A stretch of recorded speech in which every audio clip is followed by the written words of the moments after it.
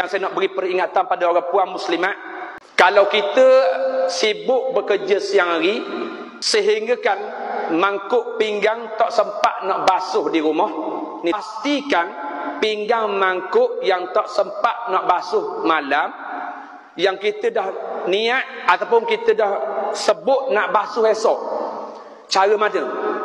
Cara mana saya ajar ni? Terlingkupkan dia, jangan terbuka. Bekas gulai, bekas singgang, bekas lada, bekas masak kari, bekas budu, sambal belacan, pastikan bekas-bekas yang kita tak sempat basuh tadi, jangan biar terdedah, terbuka. Bila kita confirm nak basuh esok, pastikan malam tu telungkupkan dia ke bawah. Likup, telungkupkan dia ke bawah, supaya bekas itu tidak diludah, tidak dijilat oleh bangsa jin iblis syaitan dalam rumah kita. Ni formula dia. Sebab ini yang punca berlakunya benda-benda gini.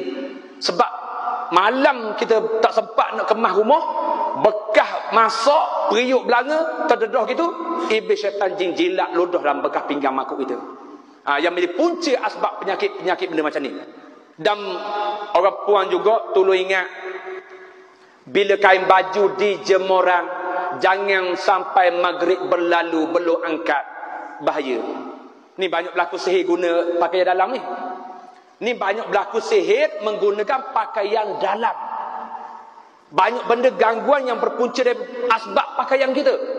Jadi kalau pakaian di jemuran, jangan sampai maghrib tak angkat lagi, bahaya. Jadi mudarat, jadi kesan lain pula. Pastikan kita angkat awal-awal pakaian tu.